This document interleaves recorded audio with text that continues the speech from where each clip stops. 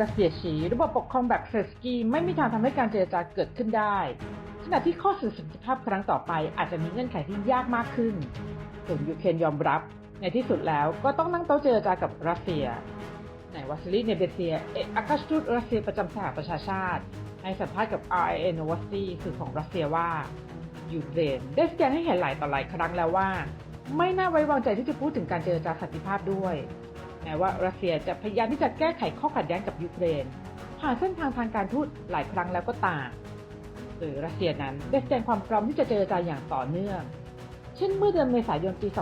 2022 ผู้เจรจาของรัสเซียได้ลงนามในข้อตกลงอิสตันบูลและทางหัวหน้าคณะผู้แทนของยูเครนก็ลงนามด้วยข้อตกลงสันติภาพนี้เป็นข้อตกลงที่เกือบจะสรุปได้ระหว่างรัสเซียและยูเครนในช่วงแรกของความขัดแย้งโดยภายใต้เงื่อนไขของข้อตกลงครั้งนั้นมีตุรกีเป็นคนกลางแต่ต่อมายูเครนก็ทิ้งไปพร้อมกับถูกกล่าวหาว่าอยู่ภายใต้แรงกดดันของอังกฤษเนเบเซียเล่ารายละเอียดในครั้งนั้นว่า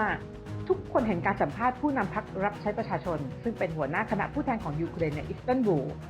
โดยพวกเขาได้บอกตรงๆว่า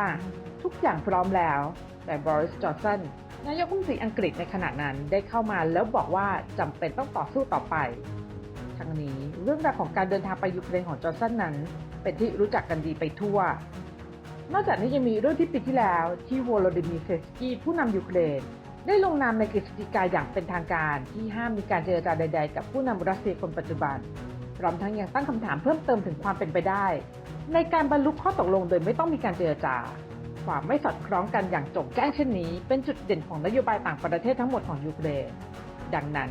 ข้อสรุปเชิงตรรกะประการเดียวที่รัสเซียมีก็คือรัฐบาลเซเลนสกี้ไม่สามารถเจรจาได้ขณะเดียวกันนายเซอร์เกย์ นาริชกินหัวหน้าหน่วยข่าวกรองต่างประเทศของรัสเซียหรือ SVR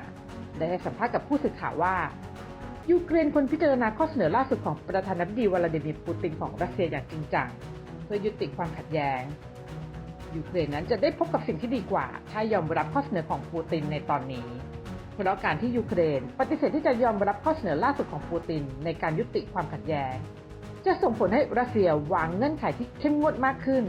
สำหรับการเจรจาสันติภาพที่อาจจะเกิดขึ้นในครั้งต่อไปโดยทั้งข้อตกลงหยุดยิงและการลงนามข้อตกลงสันติภาพบางประการจะต้องมีความเข้มงวดมากขึ้นทั้งนี้เมื่อสัปดาห์ที่แล้วปูตินได้ส่งสัญญาณว่ารัสเซียสามารถสั่งหยุดยิงและเริ่มการเจรจาได้ทันทีหากยูเครนยอมถอนทหารออกจากภูมิภาคดอนบาสเคอร์เซนและซาโปโรเซียที่เขาร่วมกับรัสเซียหลังจากการลงประชามติในปี 2022 รวมถึงให้ยูเครนมีคำมั่นที่จะวางสถานะเป็นกลางไม่เข้าเป็นสมาชิกนาโตซึ่งข้อตกลงต่างๆนี้ควรได้รับการยอมรับในระดับสากลแล้วจากนั้นก็ตามด้วยการยกเลิกมาตรการคว่ำบาตรรัสเซียจากตะวันตกอย่างไรก็ดีข้อเสนอดังกล่าวถูกปฏิเสธโดยสิ้นเชิงทั้งโดยยูเครนที่เซเลนสกี้บอกว่าเป็นคำขาดและจากกลุ่มประเทศนาโตการที่ทางด้านของนายดมิโตร คูเลบารัฐมนตรีต่างประเทศของยูเครนก็ได้ออกมาแสดงความเห็นของตัวเองกับผู้สื่อข่าวในช่วงการไปร่วมประชุมสันติภาพที่สวิตเซอร์แลนด์ว่าแนวคิดก็คือการประชุมสุดยอดครั้งถัดไปควรจะเป็นจุดสิ้นสุดของสงครามและแน่นอนว่าเราต้องการให้อีกฝ่ายอยู่ที่โต๊ะเจรจาด้วยเช่นกันเห็นได้ชัดว่าทั้งสองฝ่ายจำเป็นต้องยุติสงครามเงื่อนของเราก็คือทำให้แน่ใจว่ายูเครนจะอยู่ในตำแหน่งที่แข็งแกร่งที่สุดเมื่อถึงตอนนั้น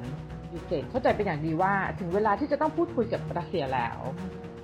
อย่างไรก็ดีด้านนายดมิทรี เปสกอฟโฆษกแห่งทำเนียบเครมลินของรัสเซียก็ได้ออกมากล่าวถึงข้อความของคูเลบาว่าเงื่อนไขสันติภาพของรัสเซียกับยูเครนยังคงไม่เปลี่ยนแปลงจากที่กำหนดโดยปูตินในทางของฝ่ายรัสเซียมีความโปร่งใสสม่ำเสมอและเป็นที่รู้จัก